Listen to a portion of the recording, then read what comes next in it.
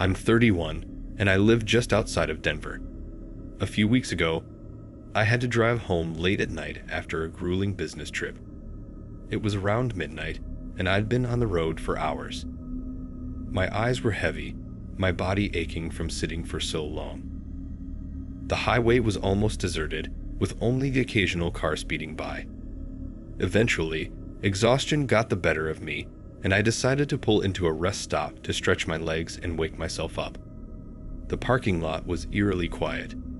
A single streetlight flickered, casting long, distorted shadows across the pavement. There were only 2 cars parked there, mine and an old, beat-up minivan sitting at the far end of the lot.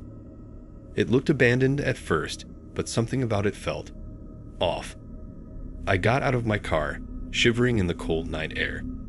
The silence was heavy, like the world had paused around me. I stretched and yawned, trying to shake off the uneasiness creeping up my spine. That's when I heard it, a faint, muffled sound.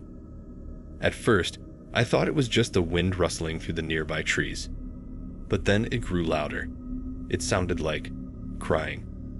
I froze, glancing around the empty lot. The sound was coming from the direction of the minivan. I told myself to ignore it, to get back in my car and drive away. But something about the crying pulled me in. It was soft yet desperate, like a child in distress. Against every instinct screaming at me to leave, I started walking toward the minivan. Each step felt heavier than the last, as if some invisible force was urging me to turn back. The crying grew clearer, sharper, cutting through the cold night air. When I reached the van, I peered through the back window. My heart sank. There was a child inside, maybe 6 or 7 years old, banging on the glass.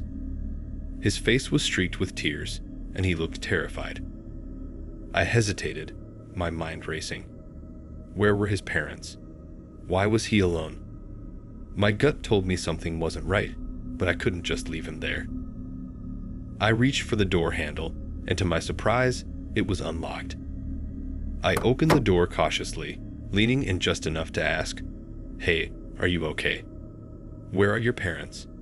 The child didn't answer. He just stared past me, his wide, tear-filled eyes fixed on something behind me. A chill ran down my spine. Before I could turn around, I heard a deep, gravelly voice. "You shouldn't have done that." I spun around, my heart leaping into my throat. Standing there was a man, tall and broad-shouldered, with a hood pulled over his face. In his hand was a crowbar, its metal glinting under the flickering streetlight. Pure panic set in, and I bolted toward my car. My heart was pounding so hard it drowned out everything else. I could hear his footsteps behind me, heavy and fast. As I reached my car, my hands fumbled with the keys. My fingers were trembling so much I almost dropped them. Just as I got the door unlocked and threw myself inside, he slammed the crowbar against my window. The sound was deafening, and for a split second, I thought the glass would shatter. He raised the crowbar again, yelling something I couldn't make out. I scrambled to start the engine, my entire body shaking. The moment the car roared to life, I slammed my foot on the gas. The tires screeched as I sped out of the lot, my headlights cutting through the darkness. In the rearview mirror, I saw him standing there, the crowbar hanging at his side, watching me disappear into the night. Once I was a safe distance away, I grabbed my phone and called the police, barely able to get the words out. I told them everything. The crying child, the man with the crowbar, the minivan. They assured me they would send someone to check the rest stop immediately. Later that night, an officer called me back. They found the minivan, but it was empty. No sign of the man or the child. The officer then told me something that made my stomach churn. The minivan matched the description of a vehicle connected to multiple disappearances along the highway. Women traveling alone had been lured in by the sound of a crying child, only to be attacked and never seen again. I was the first one who had managed to get away. I couldn't stop thinking about the child. Was he real? Or was he just part of the trap? I'll never know. But that night changed me forever. I still drive that route occasionally, but I refuse to stop, no matter how tired I am. I don't care if I'm running on fumes or about to fall asleep at the wheel. I'll never pull into a rest stop again. Some nights, when I'm lying in bed, I replay it all in my head. The sound of the crowbar against my window, the man's gravelly voice, the child's terrified face. It's all burned into my memory. And the scariest part, he's still out there, waiting for his next victim.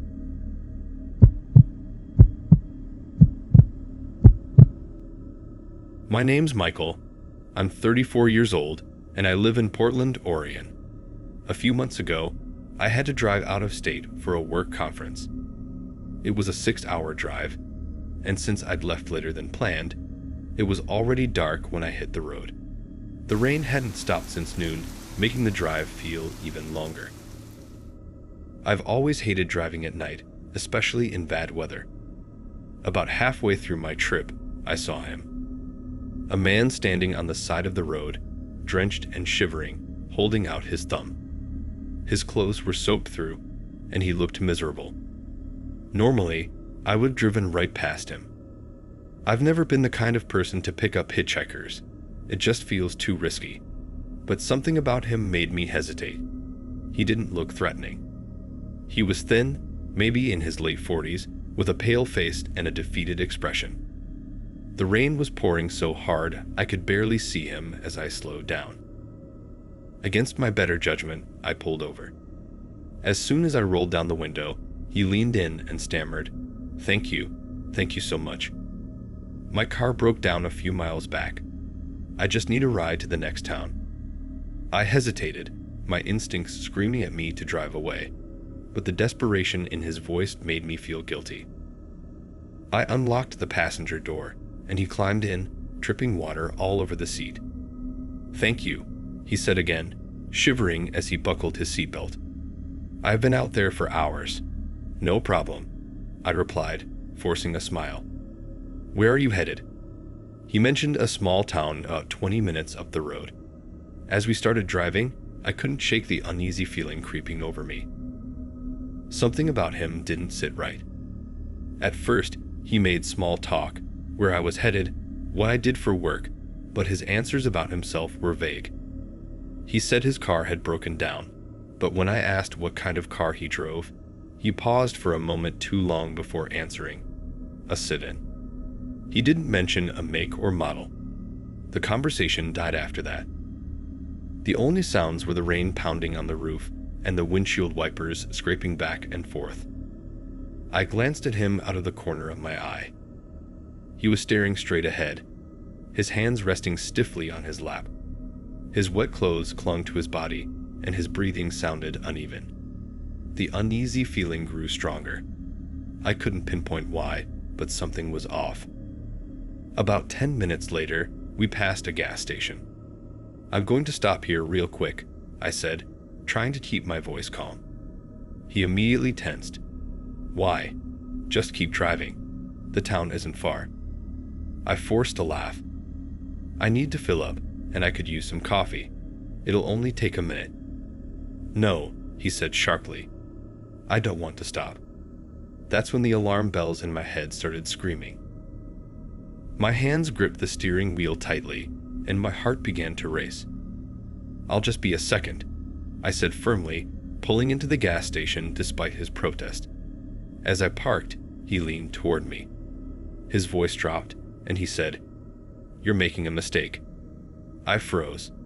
The way he said it sent chills down my spine. I couldn't tell if it was a threat or a warning. "I'll be right back," I muttered, trying to sound casual. I grabbed my wallet and stepped out of the car, my legs shaking. The gas station clerk, a young guy who looked barely out of high school, greeted me as I walked in. I forced a smile and whispered, "I think the guy in my car is dangerous. Can you call the police?" The clerk's eyes widened, but he nodded and quickly disappeared into the back room. I pretended to browse the snack aisle, keeping an eye on my car. The man was still sitting there, but now he was watching me. His eyes followed my every move, and I felt trapped under his gaze. A few minutes later, 2 police cars pulled into the lot, their lights flashing. As soon as the man saw them, he threw open the passenger door and bolted into the ring. The officers chased after him, and within minutes, they had him in handcuffs. One of them came over to talk to me while the other searched the man. "Are you okay?" the officer asked. "Yeah," I stammered, still shaking. He said his car broke down, but something about him didn't feel right. The officer nodded grimly. "Good instincts. He's been on our radar for a while. He's wanted for the murder of 2 drivers who picked him up on this highway. You're lucky you stopped here." I felt my stomach drop. The man I'd let into my car, who I'd driven for miles, had killed people in my exact situation. That night, I couldn't sleep. I kept replaying everything in my head, wondering what would have happened if I hadn't stopped at the gas station. Now, every time I see someone hitchhiking, I feel a pang of guilt. But I reminded myself of that night. No matter how desperate someone looks, I'll never pick up a hitchhiker again.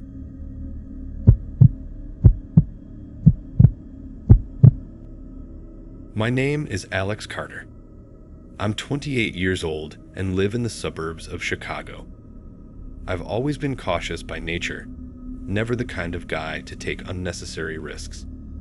But that night, my judgment failed me.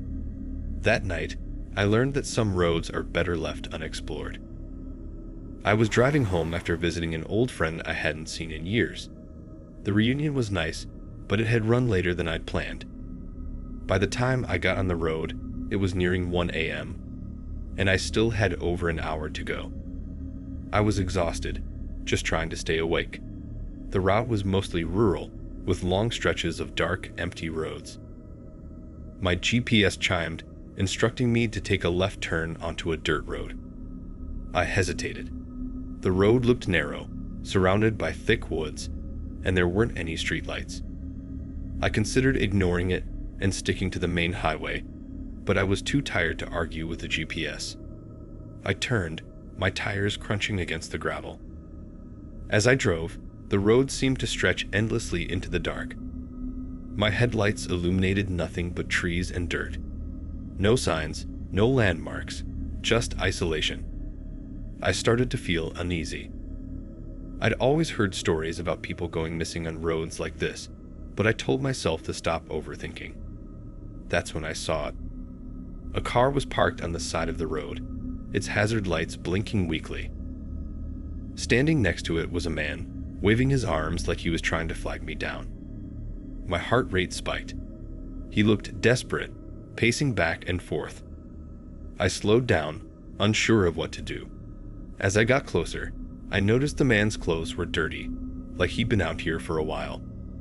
He ran up to my window, yelling something I couldn't hear over the engine. I rolled it down slightly, just enough to catch his words. "Please, my wife's hurt. She's in the car. I need help." His voice cracked, full of panic. Every instinct told me to drive away. Something felt off. But then I thought, what if he's telling the truth? I didn't want to leave someone stranded if they were in real trouble. Reluctantly, I put the car in park and stepped out. "Where is she?" I asked, my voice shaky. "In the back seat," he said, pointing to the car. I approached cautiously, my eyes scanning the vehicle. The back seat was empty. "Where is she?" I repeated, turning back to him. That's when I noticed his hands. They were trembling, not with fear, but with some kind of suppressed energy, like he was holding back from doing something. Before I could process it, I heard movement behind me. A second man emerged from the woods, holding a crowbar. His face was shadowed, but his intent was clear. Adrenaline kicked in. I bolted back to my car, not even thinking, just running. I heard them shouting behind me, their footsteps pounding against the dirt. I barely managed to fling the door open and slam it shut before the first man reached me. I locked the doors and floored it. Gravel sprayed from my tires as I sped away, the men shrinking in my rearview mirror. My heart was racing so fast, I thought it might explode. After what felt like forever, I saw the glow of a gas station up ahead. I pulled in, shaking, and ran inside to tell the clerk what had happened. He listened quietly, his expression darkening as I described the dirt road. "That road doesn't lead anywhere," he said. "It's a dead end." I didn't sleep that night.